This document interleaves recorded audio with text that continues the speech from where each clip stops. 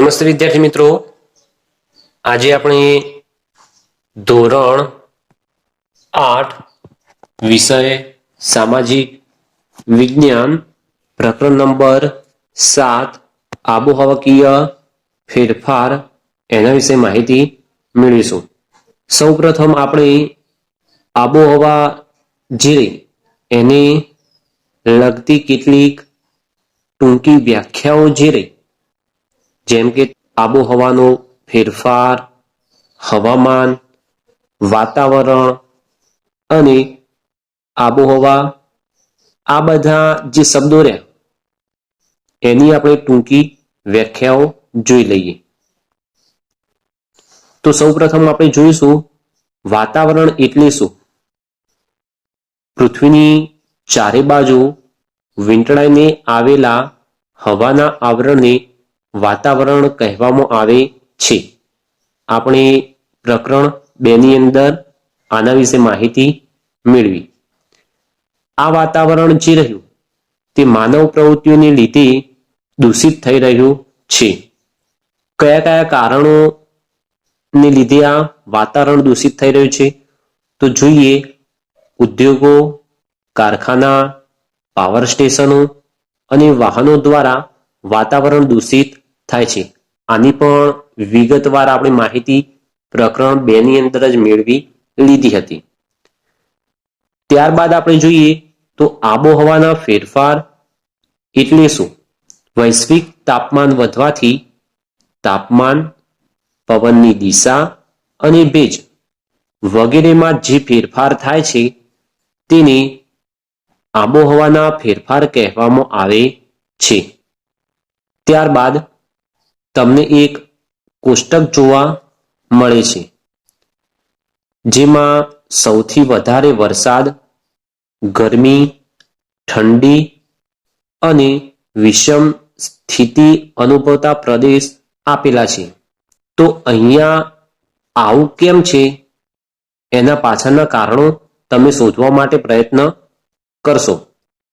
ટૂંકમાં આપણે જોઈએ કે પૃથ્વીનો જે ગોળો રહ્યો એ ગોળાના મધ્યભાગની અંદરથી 0° અક્ષાંશ વૃત્ત જે પસાર થાય છે તે વિષુવવૃત્ત, અને એ વિષુવવૃત્તથી નજીકના જે પણ પ્રદેશો રહ્યા, એટલે કે ઉત્તરના ભાગની અંદર અને દક્ષિણના ભાગની અંદર, તો એ ભાગની અંદર ગરમીનું પ્રમાણ જે રહે એ કેવું હશે?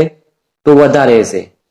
જ્યારે એનાથી દૂર જઈશું તો એની અંદર ગરમી જે રહી તે ઓછી થવા લાગશે અને ઠંડીનું પ્રમાણ એ વધવા લાગશે. તો એ પ્રમાણે તમે પણ વિચારો કે આ જે પ્રદેશો આપેલા છે એની અંદર બીજા આવા કયા કારણો હોઈ શકે કે જેના કારણે કોઈક જગ્યાએ ઠંડી વધારે છે, કોઈક જગ્યાએ ગરમીનું પ્રમાણ વધારે છે, કોઈક જગ્યાએ વરસાદ વધારે કે ઓછો પડે છે. આપેલ કોષ્ટક જે રહ્યું એની તમે દુનિયાના નકશાનો ઉપયોગ કરી એ વિચારવા માટે તમે પ્રયત્ન કરશો. હવે આપણે જોઈશું હવામાન એટલે શું. કોઈ પ્રદેશના તાપમાન, ભેજ અને વરસાદની ટૂંકા ગાળાની સરેરાશ સ્થિતિ એટલે હવામાન. તમને 2 નકશા આપવામાં આવેલા છે કે જેની અંદર ભારતનું હવામાન તમને દર્શાવવામાં આવ્યું છે. એના આધારે તમે તમારી નોટબુકની અંદર જે તે સ્થળે હવામાન કેવું હશે તે શાંતિથી વિચારી અને સમજીને તમારી નોટબુકની અંદર લખશો. હવે તમે આબોહવા કોને કહેશો? તો આબોહવાને અંગ્રેજીની અંદર આપણે ક્લાઇમેટ તરીકે ઓળખીશું. કોઈ પણ પ્રદેશના 35 થી વધારે વર્ષના સરેરાશ તાપમાન, ભેજ અને વરસાદની સરેરાશ સ્થિતિ એટલે આબોહવા. Green house effect. ઠંડી આબોહવા વાળા દેશોની અંદર સૂર્યપ્રકાશ જે રહ્યો એનો ઓછો અનુભવ થાય છે. તેના કારણે છોડ, શાકભાજી તથા વૃક્ષોનો વિકાસ જે રહ્યો તે અટકે છે. તેથી પર્યાપ્ત માત્રામાં ગરમી મળી રહે તેવી એક કૃત્રિમ વ્યવસ્થા કરવામાં આવે છે અને તે માટે કાચ કે કાપડની છત રાખવામાં આવે છે, જેથી અહીં ગરમી જળવાઈ રહે છે, જેને ગ્રીન હાઉસ ઇફેક્ટ કહે છે. ટૂંકમાં જે પણ ઉપરનો ભાગ રહ્યો એ ઉપરના ભાગે કાચ હોય કે કાપડ હોય એ રાખવામાં આવે છે અને જેના કારણે જે પણ સૂર્યનો પ્રકાશ રહ્યો એ સીધો જ ક્યાં પડશે તો અંદર પડશે અને અંદરથી બહાર તરફ પાછો જઈ શકશે નહીં અને ગરમી જે રહી તે એને પર્યાપ્ત માત્રાની અંદર મળી રહેશે. આ જે અસર રહી એને આપણે શું કહીશું તો ગ્રીન હાઉસ ઇફેક્ટ તરીકે ઓળખીશું. ગ્લોબલ વોર્મિંગ, વૈશ્વિક તાપ વૃદ્ધિ તરીકે એને ઓળખીશું. ગ્લોબલ વોર્મિંગ એટલે પૃથ્વીના વાતાવરણને ગરમ કરનારી ગ્રીન હાઉસ ઇફેક્ટ. હવે ગ્રીન હાઉસ ઇફેક્ટ એટલે કે સૂર્યના કિરણો સાથે આવતી ગરમીને વાતાવરણમાં આવ્યા પછી પૃથ્વી પર અથડાઈને પરાવર્તન પામી પાછી અવકાશમાં જવા ન દેવાય તેવી સ્થિતિ. તમે એનું ચિત્ર બાજુની અંદર જોઈ શકો છો કે જે પણ આપણી પૃથ્વી રહી એ પૃથ્વીની અંદર સૂર્યની ગરમી એક વખત આવી જશે અને ત્યાર પછી સૂર્યના જે પણ કિરણો રહ્યા એ કિરણો કેટલાક બહાર જાય છે તો કેટલાક કિરણો જે રહ્યા એ અથડાઈને નીચેના ભાગે પાછા ફરે છે અને બીજું માનવો જે રહ્યા એ પણ કેટલાક ઉદ્યોગો, ત્યારબાદ વાહનો અને આ બધાના કારણે વાતાવરણ જે રહ્યું એ પણ સાથે સાથે ગરમ થાય છે. એના માટે આપણે એક ઉદાહરણ જોઈએ કે ધાબળો જે રહ્યો એને ઓઢીને તમે 10 મિનિટ સુધી સૂઈ જાઓ અને પછી તમને શું અનુભવ થાય છે તે જુઓ. એ જે તમને અનુભવ થશે તે પણ કેવું છે તો ગ્લોબલ વોર્મિંગ જેવો જ અનુભવ લાગશે. પૃથ્વી ગરમ કેમ થાય છે તો ગ્રીન હાઉસ ઇફેક્ટની અંદર સક્રિય ફાળો આપતા કાર્બન ડાયોક્સાઇડ કે જે મુખ્ય વાયુ છે, ત્યારબાદ મિથેન કે જે ગ્રીન હાઉસ તરીકે ઓળખાય છે, નાઇટ્રસ ઓક્સાઇડ, ક્લોરોફ્લોરા કાર્બન એટલે કે CFC અને હેલોકાર્બનને ગ્રીન હાઉસ વાયુ તરીકે ઓળખવામાં આવે છે. આ વાયુનું પ્રમાણ વધવાથી આબોહવા પરિવર્તન એટલે કે ક્લાઇમેટ ચેન્જ નો પ્રશ્ન ઉદ્ભવ્યો છે. આ જે વાયુ રહ્યા એ વાયુઓ વાતાવરણની અંદર વધારે પ્રમાણની અંદર ભળવાથી આબોહવાની અંદર પરિવર્તન થાય છે. છેલ્લા 100 વર્ષમાં તાપમાનમાં 0.6 અંશ સેલ્સિયસનો વધારો નોંધાય છે. આજથી 100 વર્ષ પહેલા CO2 એટલે કે કાર્બન ડાયોક્સાઇડ જે રહ્યો એનું પ્રમાણ 275 ppm હતો. આજે 350 ppm થયો છે. હવે આપણે જોઈએ ppm એટલે શું તો પાર્ટ પર મિલિયન એટલે કે 10 લાખનો એક ભાગ. એટલે કે જો 0.28% હોય તો 280 ppm કહેવાય. તમે એક કોષ્ટક જોઈ શકો છો અને તે આપણી પૃથ્વીને ગરમ કરવાની અંદર આપણે કેટલા જવાબદાર છીએ તે જોઈએ. થર્મલ પાવર મથક 200 મેગાવોટ, એનો સમય જોઈએ તો વર્ષની અંદર ગ્રીન હાઉસને અસર કરતા વાયુનું ઉત્સર્જનનું પ્રમાણ એનું કેટલું છે તો 9 લાખ ટન.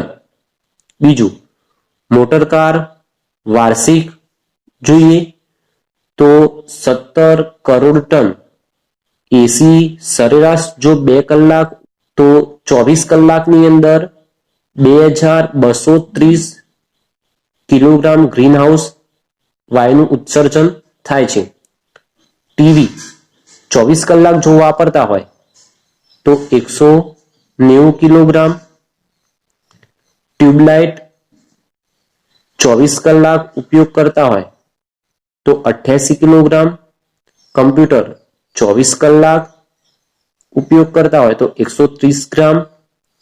અને ફ્રીજ 24 કલાક જો એનો વપરાશ થતો હોય તો 920 કિલોગ્રામ ગ્રીન હાઉસને આપણે ઉત્સર્જન કરી રહ્યા છીએ.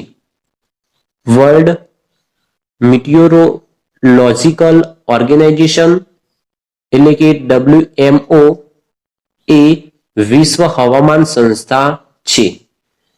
તે જણાવે છે કે ઈસવીસન 1850 થી આજ સુધીમાં ઈસવીસન 2008ના વર્ષનું સમુદ્ર અને જમીન સપાટી પરનું સંયુક્ત તાપમાન જે રહ્યું તે 0.31 અંશ સેલ્સિયસ હતું. તે ઈસવીસન 1961 થી ઈસવીસન 1990ના ગાળાના સરેરાશ તાપમાન કરતાં વધારે હતું. એટલે કે જે 1850 થી 2008નું વર્ષ જે રહ્યું એનું સંયુક્ત તાપમાન કે જે સમુદ્ર અને જમીન સપાટી પરનું ગણીએ તો એ કેટલું હતું 0.31 અંશ સેલ્સિયસ હતું. અને તે 1961 થી 1990ના ગાળાનું જે સરેરાશ તાપમાન હતું એના કરતાં પણ એ કેવું નોંધાયું છે તો વધારે નોંધાયું છે. ગ્રીન હાઉસ ઇફેક્ટને અસર કરતા વાયુઓ એની અંદર પહેલો વાયુ તો મિથેન CH4. મિથેન એક રાસાયણિક સંયોજન છે.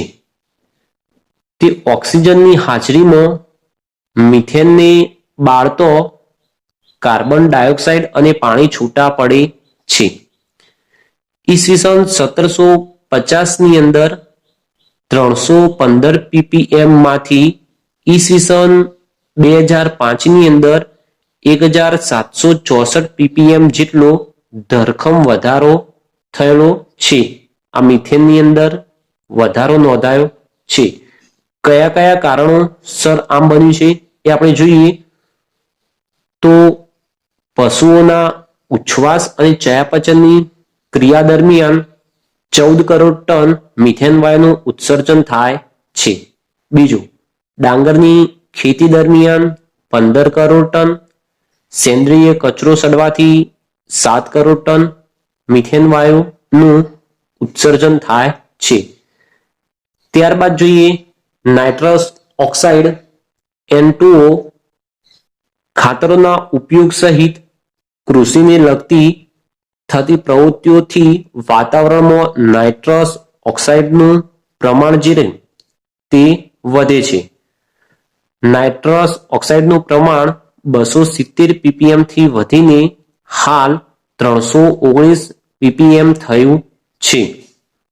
Chlorofluoro carbon CFC foam, plastic, fridge, AC circuit સર્જન, એરોસેલ સ્પ્રે એટલે કે 1 માઇક્રોન થી 10 માઇક્રોન આકાર ધરાવતા સૂક્ષ્મ કણોને એરોસેલ કહે છે. વગેરેના વપરાશથી CFCમાં વધારો થાય છે. એક વ્યક્તિ પ્રતિદિન જે વસ્તુઓ ગ્રહણ કરે છે તેમાં લગભગ 80% વાયુ હોય છે. એક વ્યક્તિ પ્રતિદિન 22,000 વખત શ્વાસ લે છે. આમ ગણતરી કરીએ તો એક વ્યક્તિ પ્રતિદિન ઓક્સિજન યુક્ત વાતાવરણમાંથી 16 કિલોગ્રામ વાયુ સેવન કરે છે.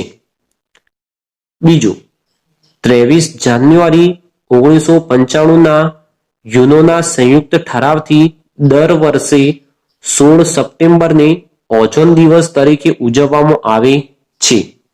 2007નું વર્ષ 1980 પછી સૌથી વધુ ગરમ હતું. હવે આપણે જોઈએ કે ગ્લોબલ વોર્મિંગ જે રહ્યું એની અસરો શું થાય છે. તો વનસ્પતિની ઉત્પત્તિ, તેમની વૃદ્ધિનો સમય અને આયુષ્યમાં ફેરફારો આવી રહ્યા છે.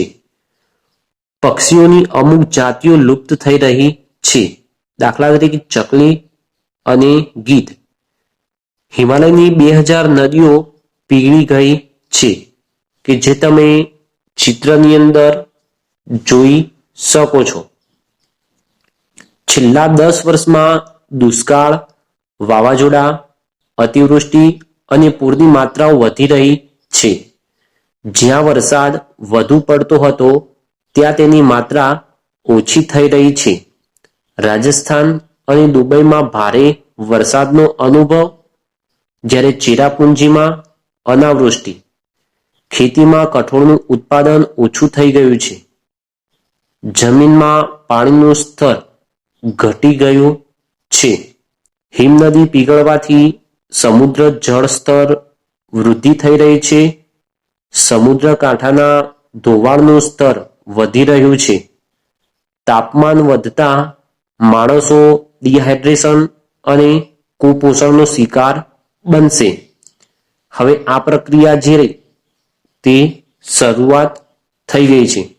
ઋતુચક્રમાં પરિવર્તન આવી જશે. શિયાળા અને ઉનાળાની ઋતુઓની લાક્ષણિકતાઓ બદલાશે. ગુજરાતની દરિયાઈ સપાટી 25 સેન્ટીમીટર જેટલી વધતા જમીનની ખારાશ વધશે. ખેત ઉત્પાદનમાં સતત ઘટાડો નોંધાઈ રહ્યો છે. Cholera, dengue, malaria, yellow fever, swine flu વગેરે રોગોનું પ્રમાણ વધી રહ્યું છે. માલદીવ, બાંગ્લાદેશ, ફિલિપાઇન્સ ટાપુઓ, વેસ્ટ ઇન્ડિઝ ટાપુઓ અને ઓસ્ટ્રેલિયા ખંડના કાંઠાના વિસ્તારો ડૂબમાં જશે. ગ્રીન પીસ કે જેનું હેડક્વાર્ટર જે રહ્યું તે ગ્રીનલેન્ડમાં છે, એ સંસ્થા મુજબ ઈસવીસન 2100માં ગુજરાતમાં વસતા આશરે 55 લાખ લોકોને સ્થળાંતર કરવું પડશે. વૈશ્વિક તાપમાનના વધારાના લીધે ફૂલો જે રહ્યા તે ખુશ્બુ ગુમાવી રહ્યા છે. મધપૂડા કે જે પહેલા વધારે આપણને જોવા મળતા હતા તે પણ હવે નામશેષ થઈ રહ્યા છે. તમે કેટલાક ચિત્રો જોઈ શકો છો કે જેના દ્વારા પૃથ્વી પર તાપમાન જે રહ્યું એની અંદર વધારો કરે છે અને પરિણામે CO2 નું જે પ્રમાણ રહ્યું તે પણ વધી રહ્યું છે. હવે આ પ્રમાણ જે રહ્યું એ વધારે ન થાય એને કાબૂમાં લાવી શકાય એટલા માટે બિનપરંપરાગત ઉર્જાના સ્ત્રોતો જે રહ્યા એનો આપણે વધારે પ્રમાણની અંદર ઉપયોગ કરવો પડશે, જેવી કે સૌર ઉર્જા, પવન ઉર્જા, સૌર ઉર્જા અને ભરતી ઓટ ઉર્જા.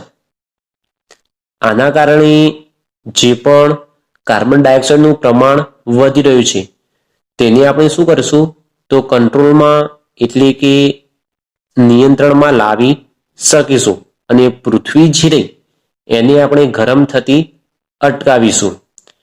સરકાર જે રહી તે પણ સૌર ઉર્જા તરફ હવે જઈ રહી છે. ગ્લોબલ વોર્મિંગથી આપણે કેવી રીતે બચી શકીશું તો એના માટેના ઉપાયો જોઈએ. CO2 નું ઉત્સર્જન કરનારા સ્ત્રોતોનો ઉપયોગ ઘટાડવો જોઈએ. વૃક્ષારોપણ કરવું, વૃક્ષોનું જતન, જંગલો કપાવવા ન જોઈએ. વનીકરણથી કાર્બન ડાયોક્સાઇડ જે રહ્યું એનું પ્રમાણ ઓછું થાય છે. પોલિથીન બેગનો ઉપયોગ ટાળો. ખાતર અને જંતુનાશક દવાઓનો વિવેકપૂર્ણ ઉપયોગ કરવો. સમુદ્રની અંદર લોહકણોનો છંટકાવ કરવો જેથી પ્લેન્કટન નામના તરલ જીવોનો વિકાસ થાય છે અને તે પ્રકાશ સંશ્લેષણની ક્રિયા માટે કાર્બન ડાયોક્સાઇડનો ઉપયોગ કરતા હોવાથી ગ્લોબલ વોર્મિંગથી બચી શકાય છે. સજીવ ખેતી અપનાવવી જેવા કે લીલો પડવાશ અને છાણિયું ખાતર વાપરવું. પશુઓના ખોરાકમાં બાયોટિક ભેળવવા તેથી પશુઓના જઠરમાં મિથેન પેદા કરતા બેક્ટેરિયા અંકુશમાં રહે. ઘર ઉપયોગી સાધનોનો પરિવહનના સાધનોનો વિવેકપૂર્ણ ઉપયોગ કરવો. વસ્તી વૃદ્ધિ અટકાવવી.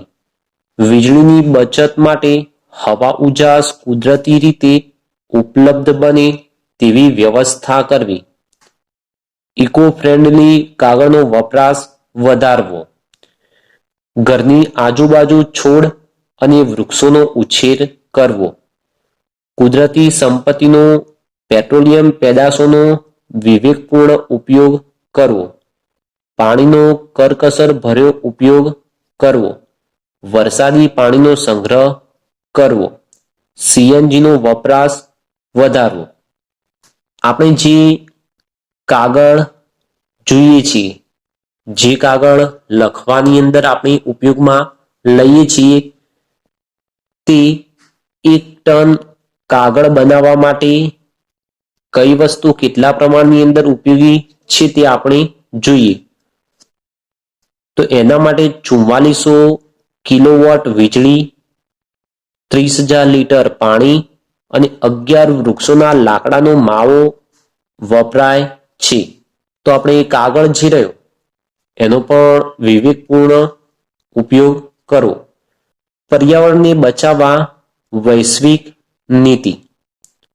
માનવ પોતાની પ્રવૃત્તિઓથી પર્યાવરણનો વિનાશ કરી રહ્યો છે એવું વિશ્વને સમજાતા ઈસવીસન 1972માં સ્વીડનના પાટનગર સ્ટોકહોમ ખાતે પર્યાવરણ બચાવવા બેઠક મળી.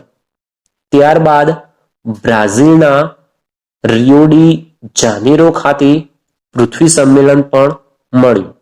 ગ્લોબલ વોર્મિંગ સંદર્ભે વિશ્વ સ્તરે ડિસેમ્બર 2009માં ડેનમાર્કની રાજધાની કોપનહેગમાં એવું નક્કી કરવામાં આવ્યું હતું કે વિકસિત રાષ્ટ્રો કાર્બન કટ એટલે કે ગ્રીન હાઉસને અસર કરતા વાયુ ઉત્સર્જન ઘટાડવાની નીતિ સ્વીકારતા નથી અને વિકાસશીલ રાષ્ટ્રો જે રહ્યા તે ગ્રીન હાઉસને અસર કરતા વાયુ ઉત્સર્જન ઘટાડવા માટે દબાણ કરી રહ્યા છે. વિકાસશીલ દેશોના વિકાસ માટે $100 અબજ સહાય આપવી એવું નક્કી કરવામાં આવ્યું હતું. આ બેઠકમાં 45 દેશોના 59 જેટલા સંશોધન પેપર્સ દ્વારા વિશ્વના નેતાઓને બદલાતી આબોહવા માટે ગંભીરપણે વિચાર કરતા કરવામાં આવ્યા. વિશ્વમાં સરેરાશ નાગરિક 4.5 મેટ્રિક ટન કાર્બન વાયુ છોડે છે, જેમાં ભારતનો નાગરિક વાર્ષિક સરેરાશ 1.2 મેટ્રિક ટન કાર્બન છોડે છે. અન્ય વિકાસશીલ દેશો તો ઘણો ઓછો કાર્બન વાયુ છોડે છે. તેમના વિકાસ માટે મોટા પાયા પર છૂટ આપવી જોઈએ. અમેરિકા જેવા દેશ પર નિયંત્રણ લાદવું જોઈશે, કારણ કે તેમનો પ્રત્યેક નાગરિક 20.6 મેટ્રિક ટન કાર્બન વાયુ ઉત્સર્જન કરે છે. જો આ બધાને આપણે ધ્યાનમાં લઈશું નહીં તો પૃથ્વી જે રે એની અંદર હજુ પણ ઘણું બધું પરિવર્તન આવશે.